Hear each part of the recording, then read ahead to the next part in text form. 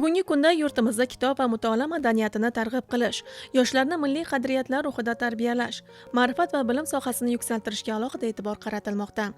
Ayniqsa, bu borada O'zbekiston kitobxonlar yurti shiori ostida o'tkazilayotgan Respublika kitobxonlik haftaliklari katta ahamiyatga ega.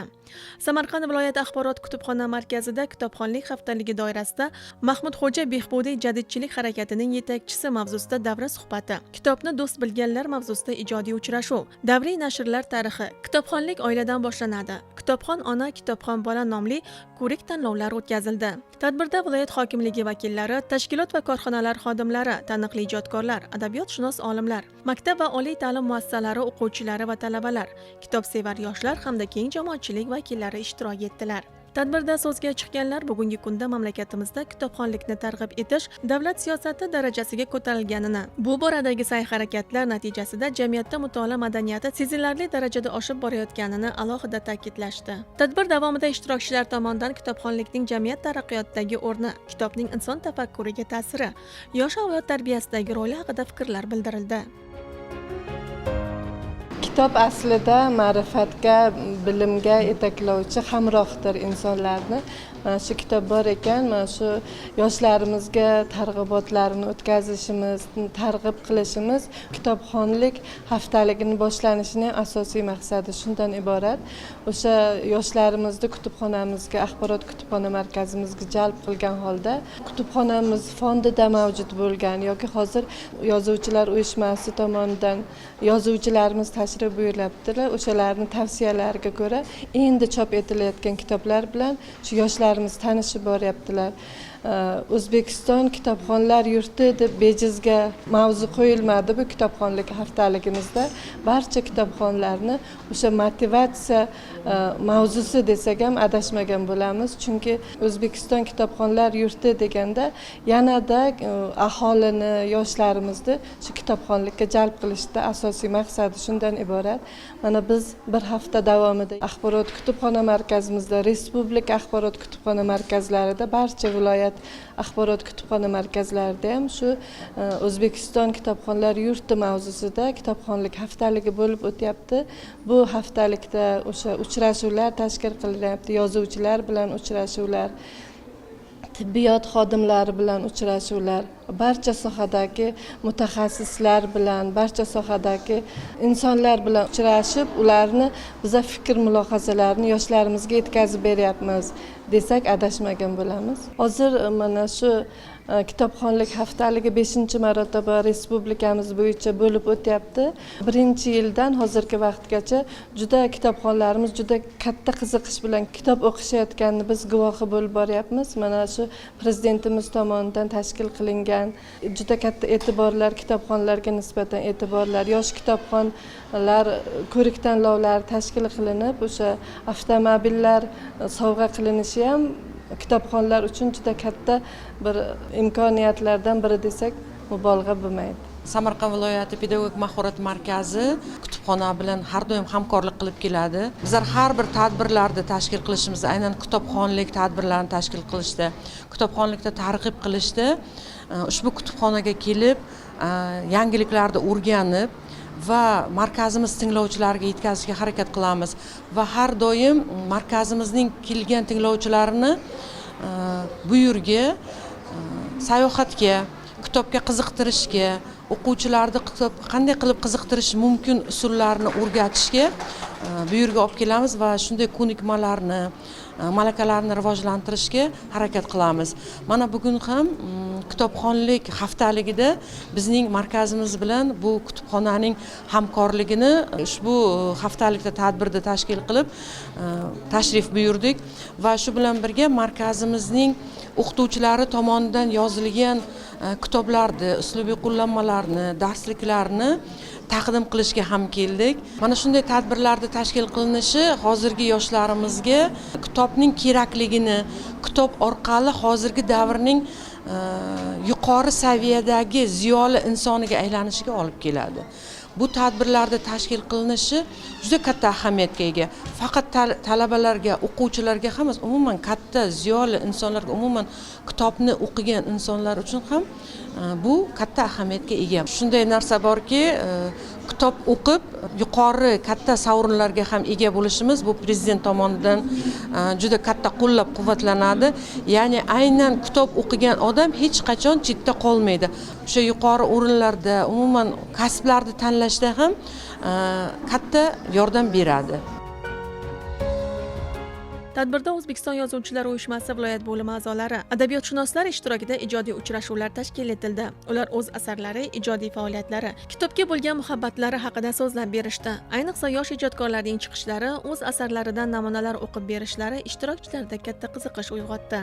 Yosh ijodkorlar tomonidan o'qilgan she'rlar, kichik hikoyalar tinglovchilarda ijobiy taassurot qoldirdi. Bugun yurtimizda kitob mutolaasini, kitob madaniyatini rivojlantirish uchun har bir sohada, har bir jabhada rag'batlantirishlar va tadbirlar tashkil etilmoqda. Mana bugun Samarqand viloyatida ham katta bir tadbir bo'lib o'tmoqda. Kitobxonlik haftaligi doirasida biz Samarqand viloyat pedagogik mahorat markazining professor o'qituvchilari va bo'lim xodimlari ham tashrif buyurdik. Bu tadbirdan ko'zlangan asosiy maqsad mana shu kitobxonlik madaniyatini har bir xonadonga, har bir fuqaroga, har bir oilada shakllantirishga o'z hissamizni qo'shishni niyat qildik.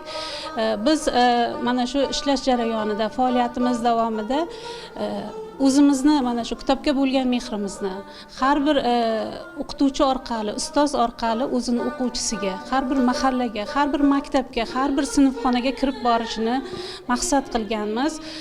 Bu borada biz ham bir muncha ishlarni amalga oshirib kelmoqdamiz. Shaxsan o'zim ham mana shu joriy yilda avvalgi qilgan ishlarimni davomi sifatida ijodkor o'qituvchilarini o'zlarini ijod namunalarini to'plab Samarqand ziyosi nomli she'rlar to'plamini nashrga tayyorladik va u nashr etildi. Taqdimotini ham qilish niyatida turibmiz.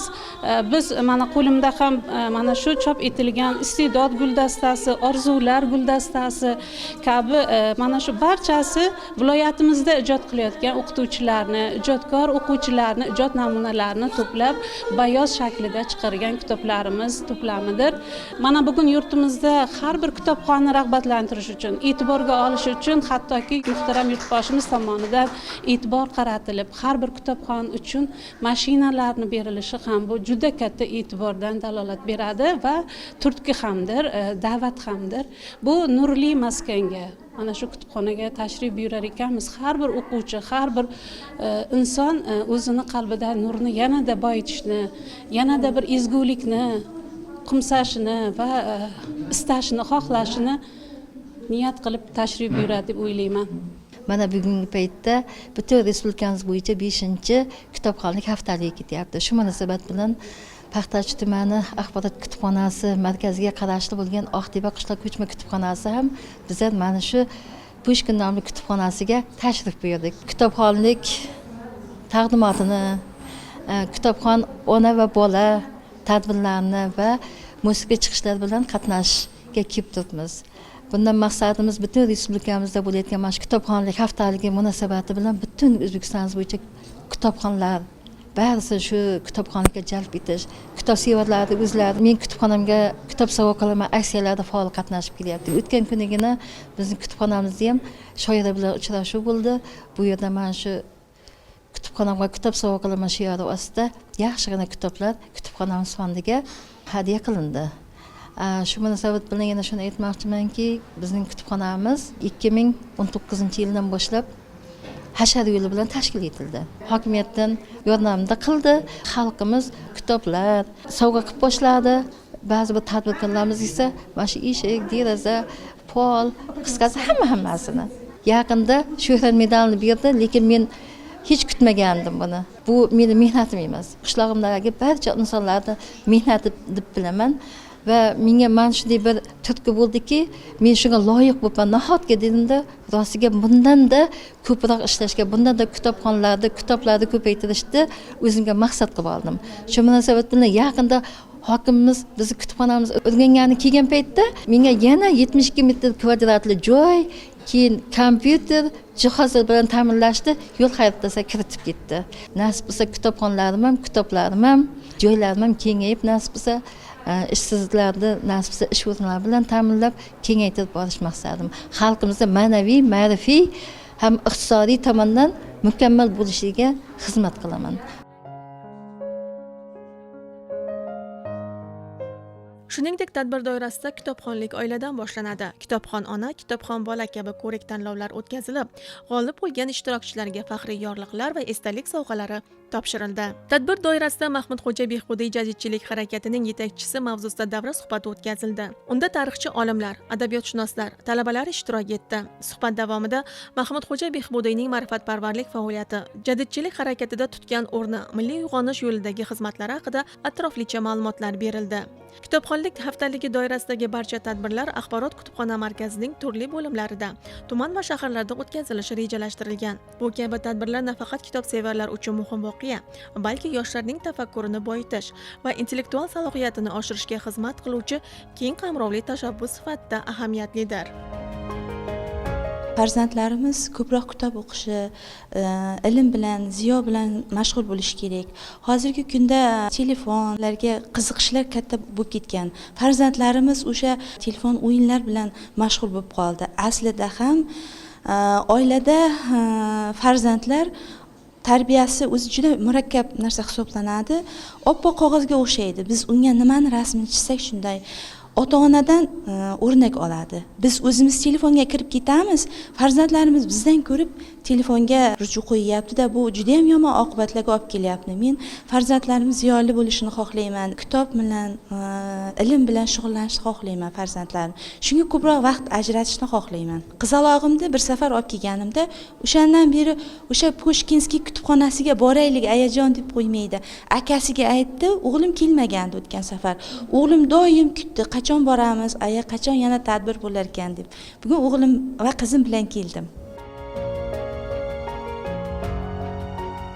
Tadbir doirasida shuningdek elektron kutubxonalar va raqamli axborot resurslari haqida taqdimotlar ham bo'lib o'tdi. Kutubxona xodimlari ishtirokchilarga qanday qilib onlayn tarzda kitob topish, ularni yuklab olish va mutolaa qilish mumkinligi haqida ma'lumotlar berishdi. Bu ayniqsa zamonaviy texnologiyalarga qiziqqan yoshlarda katta qiziqish uyg'otdi. Mazkur tadbir viloyatdagi kitobsevarlar uchun chinakam bayram bo'ldi. Qancha tirishsam ham beor, yillar meni aldab ketadi yor, yor, yor, yoring manay.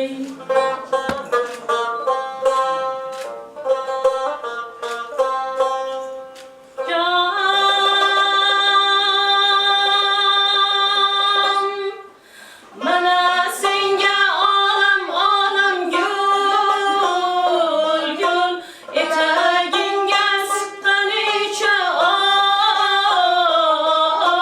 Bunda toli har narsadan mo'l jon, tolguncha shu o'lkada qol.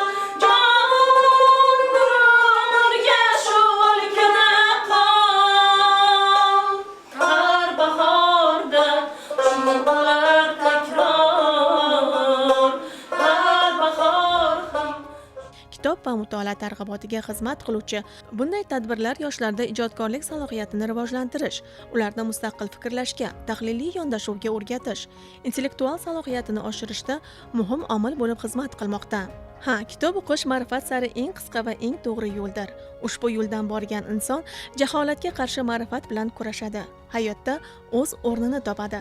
Haqiqat va adolat sari intiladi. Kitob bor joyda ma'rifat, ma'rifat bor joyda esa taraqqiyot bo'ladi. Shu bois har bir inson, har bir oila, har bir ta'lim muassasasi kitobxonlik muhitini shakllantirishda o'z hissasini qo'shishi zarur. Bu esa kelajakda yurtimizni yanada yuksak ma'naviy kamolot sari yetaklaydi.